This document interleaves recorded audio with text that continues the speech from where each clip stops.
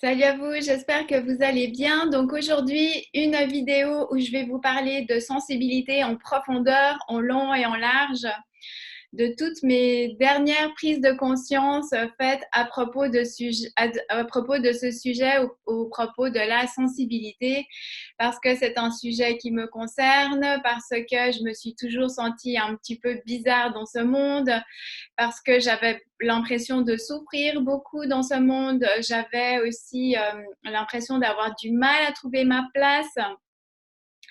Et quand j'ai fait mes petites recherches sur le fonctionnement de ce monde, eh bien, je me suis aussi rendu compte que les arrières de nos gouvernements, enfin voilà, de notre système, hein, ça devient, c'est plus un secret pour personne bientôt, bien que finalement les dessous du monde en général, du monde financier, ne sont pas toujours forcément reluisants. Et du coup, ça m'emmenait dans une sorte de mal de vivre, dans un questionnement incessant de à quoi bon fournir des efforts, qu'est-ce qu'on est venu faire là, à quoi rime tout ça. Euh, et puis aussi avec une impression de souffrir, peut-être de souffrir, euh, cette sensibilité exacerbée m'emmenait dans une souffrance parce que non seulement je portais mes souffrances, mais j'avais l'impression de porter les souffrances du monde entier sur le dos. Et que cette souffrance m'a amenée à me poser des questions, un tas de questions qui me semblent que certaines personnes de mon entourage ne se posaient absolument pas. Donc, j'ai pris conscience que à travers cette souffrance, comme les personnes sensibles, ouais, ont cette tendance à souffrir plus facilement, ou en tout cas peut-être ressentent la souffrance de manière plus intense, elles vont partir à une quête de réponse et puis donc elles vont soit essayer de comprendre des choses de ce monde, ou elles vont aussi partir dans le développement spirituel, de développement personnel, et que disons qu'il peut y avoir des pièges dans ces deux démarches-là. Donc, eh bien, pour les personnes sensibles, j'ai créé quelque chose dont je suis très fière pour l'instant. C'est une vision que je portais en moi depuis des années. J'avais envie d'apporter un message, j'avais envie de contribuer, j'avais envie, voilà, d'amener mes prises de conscience afin qu'elles soient partagées au plus grand nombre. Mais pour pouvoir le faire, en fait, j'ai aussi dû véritablement me transformer. J'ai dû me délester de mes peurs, de certaines croyances limitantes. J'ai dû dépasser aussi le syndrome de l'imposteur. J'ai aussi eu des défis techniques à prendre en main le système dans lequel j'allais héberger ma formation, de tourner les vidéos, de créer des PDF. Enfin bref, c'était un très grand travail sur moi et un très grand travail en général.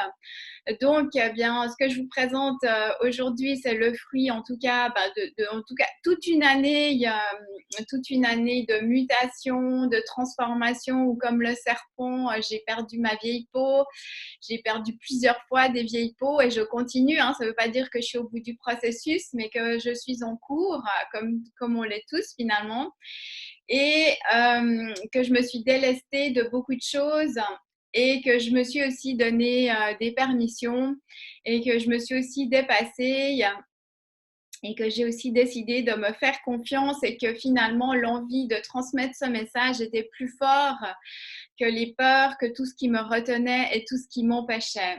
Donc, eh bien, j'ai créé pour vous un mini cours gratuit en ligne spécialement conçu pour les personnes sensibles. J'avais envie de vous donner ce que moi j'aurais aimé recevoir, qu'on m'explique certaines choses. En fait, j'ai l'impression d'expliquer certaines choses que moi j'aurais vraiment aimé qu'on m'explique, parce qu'il me semble que bien peut-être que j'aurais pu avancer plus rapidement dans ma vie et, euh, et que j'aurais pu changer de perspective, de regard sur la situation et sur ce que j'étais moi. Donc, j'ai intitulé mon programme en ligne VIP de sa vie, apprendre à faire de soi une priorité, parce que parce que comme en tant que personne sensible, on capte tout de notre environnement, les énergies, les émotions, des gens qui nous entourent, des lieux aussi dans lesquels on se trouve, on est un petit peu comme des éponges. Et donc, comme on était quand même élevé encore dans un système où il fallait faire plaisir, il fallait obéir, il fallait répondre aux attentes des autres pour être une bonne personne, eh bien, on a vraiment utilisé ces capteurs de manière très intense pour essayer de comprendre et de rechercher ce que notre entourage attendait de nous. Et pour répondre à leurs besoins, répondre à leurs attentes, pour ne pas les décevoir et pour aussi, au final, aller chercher de l'amour, de l'attention et de la reconnaissance. Et donc, devenir VIP, apprendre à faire de soi une priorité, ça veut dire c'est d'apprendre à retourner ces capteurs envers nous, en fait, à l'intérieur de nous, pour nous reconnecter avec notre unicité, avec nos besoins, avec nos aspirations profondes, avec nos envies. Et c'est vraiment tout un travail parce on a comme si, en fait, on avait pas mal fonctionné à l'envers, en fait. Et donc, on doit tout revenir vers soi et d'apprendre à se donner cet amour et cette estime et cette reconnaissance déjà en tout et à soi-même et à prendre conscience qu'on vaut assez et qu'on est assez pour aller écouter nos propres besoins et reconnecter avec nos propres attentes, nos propres aspirations profondes pour qu'on se crée une vie à partir de nos tripes, à partir de ce qui vibre en nous, à partir de notre vérité et non pas à partir de la vérité de notre entourage et des personnes qui nous entourent. Donc, pour moi, ça a vraiment été une révélation de me rendre compte qu'il y avait vraiment tout un changement de perception à faire et tout un travail de réappropriation, en fait, en quelque sorte, de se reconnecter à soi, à son unicité, à ses besoins. Et donc, eh bien, parce que justement, bien, les personnes sensibles, comme elles captent leur environnement, elles ont vraiment tendance à s'oublier au profit des autres. Hein. Donc, VIP de sa vie, c'est de choisir, de devenir la personne la plus importante dans sa vie. Et donc, bien, dans mes recherches, au cours de ces dernières années, j'ai rencontré 3 types de personnes sensibles. Donc, la première catégorie, c'est les personnes hypersensibles dans laquelle on peut aussi mettre les hauts potentiels, les zèbres. Ça concerne 20% de la population. Hein, c'est des personnes qui ont des sens un peu plus exacerbés que la norme, qui ont besoin de plus de solitude pour faire le plein. Pour, voilà, quand elles font un bain de foule, eh bien, elles ont besoin de se retrouver dans le calme pour refaire le plein d'énergie. Oui, ce sont des personnes aussi qui, quand elles arrivent dans un endroit, elles ont besoin de capter les informations de l'endroit. En fait, ça se passe tout un peu inconsciemment, mais elles ont vraiment besoin de comprendre l'environnement dans lequel elles se trouvent et donc leur cerveau analyse vraiment énormément d'informations. Et c'est pourquoi aussi ces personnes mettent un petit peu plus de temps à s'adapter à un nouvel environnement parce qu'elles ont besoin de le scanner à quelque part.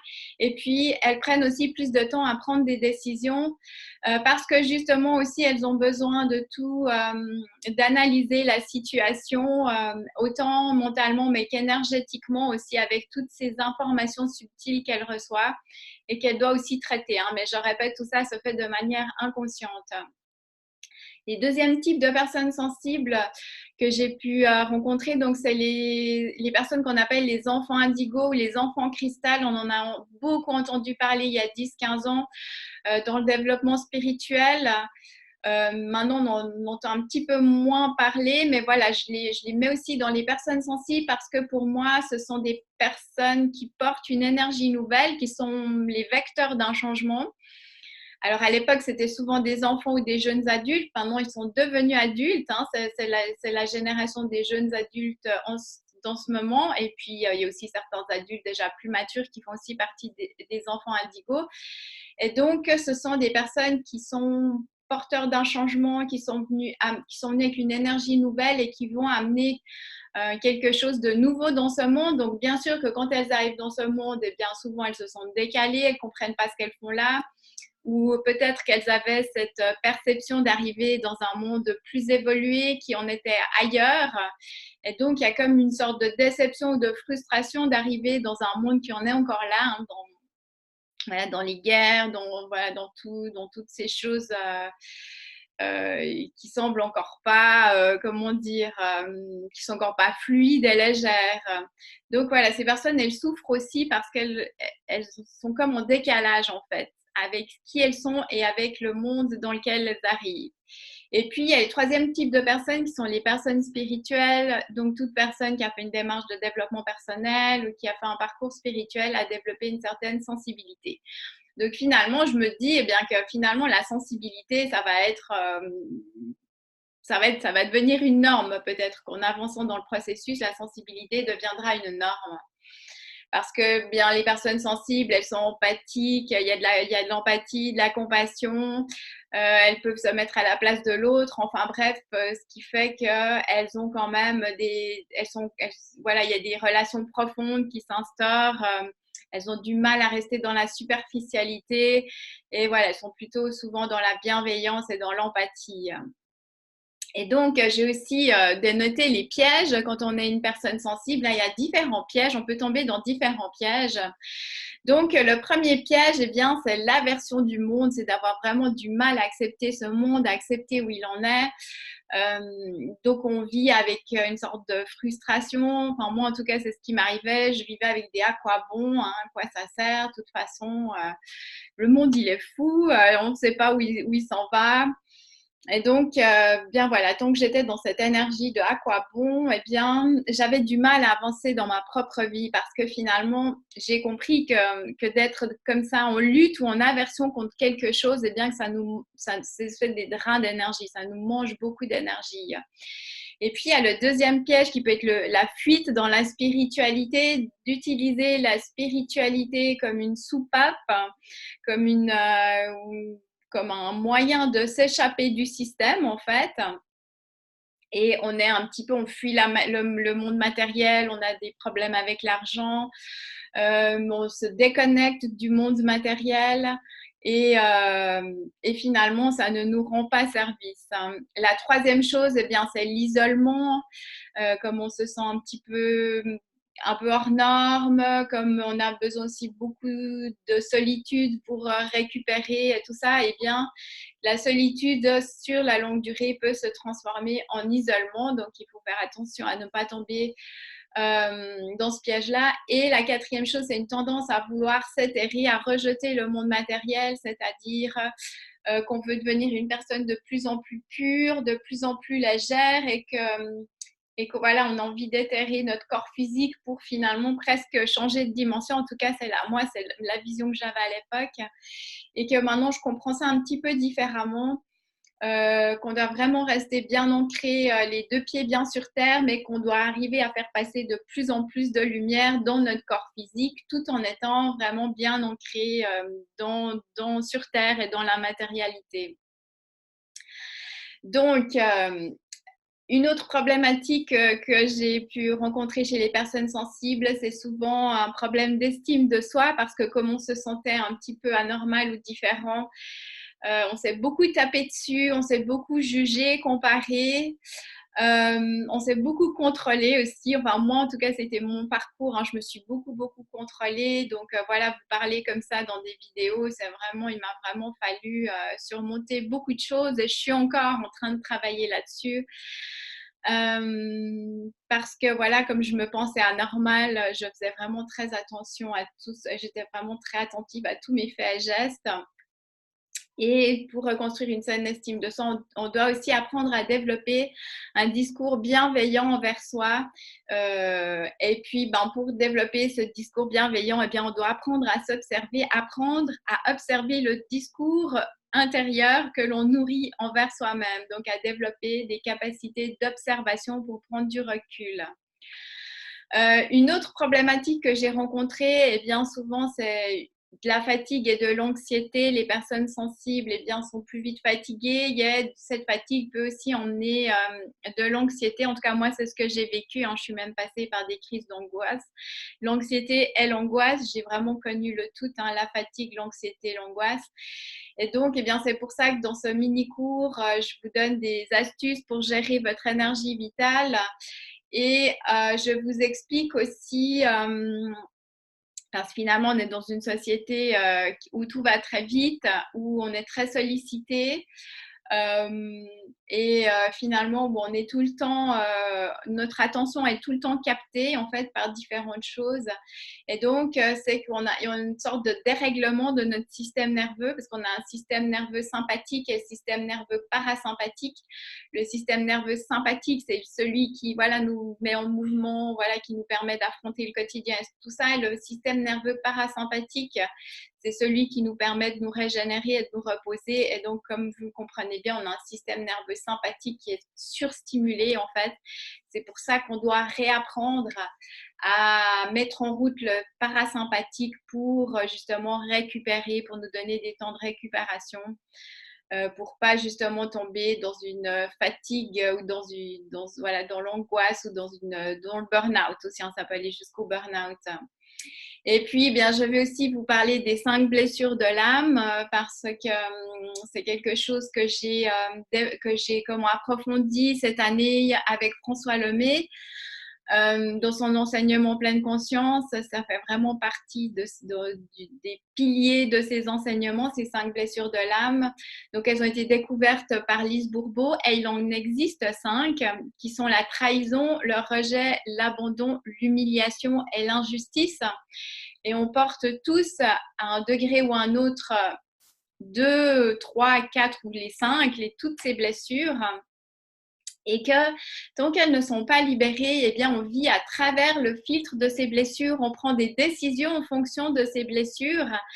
Et donc, apprendre à les connaître, apprendre à savoir laquelle on porte, et puis apprendre aussi à, par exemple, quand on est blessé dans une situation, arriver à mettre un mot, mais quelle blessure a été touchée, pour apprendre à la recontacter, puis apprendre à la libérer, va vraiment nous permettre va permettre, comment je pourrais dire ça, d'agrandir notre champ d'action. Parce qu'on aura moins peur d'être blessé, on aura moins peur d'être rejeté ou d'être abandonné. Donc, on va oser aussi faire plus de choses dès le moment où on se libère de ces blessures. Parce que vraiment, moi, je me suis rendu compte que ces blessures, c'est comme un filtre, c'est comme des filtres devant nous, et elles nous empêchent de faire vraiment énormément de choses. Et puis, on va aussi parler de vision parce que pour nous apprendre à entrer une donnée GPS pour 2020, hein, vu qu'on est en fin d'année, on va aller se fixer des objectifs et des priorités pour 2020 parce que moi, je me suis en tout cas pendant longtemps laissée balloter par la vie et que j'ai laissé la vie et mon environnement décider pour moi. Et donc, eh bien, c'est vraiment de prendre une décision, de se dire, ok, maintenant, qu'est-ce que moi je veux pour moi? Et puis, ben voilà, de se fixer, voilà, qu'est-ce qu'on aimerait pour l'année prochaine. Ça ne veut pas dire qu'on va atteindre ses objectifs facilement, ça ne veut pas dire qu'on va pas forcément essuyer des tempêtes ou des remous, mais que une fois la tempête traversée, eh bien, on va pouvoir remettre le cap. On aura une direction à suivre, en fait, et on ne va pas se laisser comme ça balloter comme une coque de noix au milieu de la mer. Moi, j'aime bien cette image-là, sans savoir où l'on va finalement. Et voilà, de se fixer un idéal, de se fixer des objectifs, eh bien, va nous permettre d'entrer une donnée GPS dans notre système, hein, et puis nous donner voilà, une direction vers laquelle se diriger et puis qui peut toujours être réajustée selon nos besoins ou nos envies du moment. Et puis, dans ce mini-cours, je vous ai donné aussi un bonus, une vidéo que j'avais déjà tournée pour une autre formation, qui est une vidéo sur le burn-out, parce que j'ai traversé un burn-out. Et j'ai réussi à m'en sortir toute seule, en fait, parce que je suis droguiste de métier, donc c'est de la parapharmacie pour les autres pays, si vous ne savez pas ce que c'est. Donc, quand on est droguiste, on apprend à se soigner par l'automédication, par les plantes, par les oligo-éléments, les minéraux, enfin voilà, toutes ces choses naturelles. Et donc, je vous donne les outils que j'ai mis en place pour me sortir du burn-out. Hein. Je ne l'ai pas fait en un claquement de doigts. Ça m'a pris du temps, hein, je pense presque une année, entre 6 mois et une année pour vraiment en sortir. Et que quand on a, et puis aussi vous dire que quand on a traversé un burn-out, eh bien on reste, en tout cas en ce qui me concerne, et ce que j'ai aussi entendu assez en général, c'est qu'on reste assez sensible à ça. Et que dès les premiers symptômes, eh bien, voilà, on peut poser des gestes. Une fois qu'on sait comment, eh bien, on peut poser des gestes pour ne pas retomber dedans. En tout cas, moi, c'est ce que je fais. Et ça m'aide beaucoup. Donc, voilà, dans cette formation, vous aurez en bonus cette vidéo sur le burn-out. Ça je l'ai mise, je crois que je l'ai rajoutée hier, hein, parce que j'ai eu l'idée dimanche. Et je me suis dit, bien que, voilà, en tant que personne sensible, vous parler du burn-out, ça peut être un truc super. Donc, eh bien, voilà. Donc, dans cette formation, pour résumer, je vais vous parler des 3 types de sensibilité. Je vais vous parler des pièges à éviter. Lorsqu'on est une personne sensible, je vais aussi vous parler des qualités des personnes sensibles. Je vais vous parler de l'estime de soi.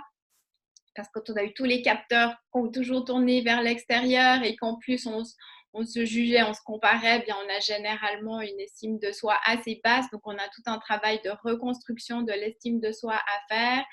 Je vais vous parler de fatigue et d'anxiété parce que c'est vraiment quelque chose qui guette particulièrement les personnes sensibles. Je vais vous parler des blessures de l'âme et de l'idéal de vie, donc les données pour le GPS. Donc, eh bien, voilà tout ce que j'avais envie de vous partager aujourd'hui. J'espère déjà que vous y avez trouvé de la valeur et que si vous avez envie d'aller plus loin, eh bien, je vais vous mettre le lien pour ce mini-cours gratuit que j'ai fait en ligne.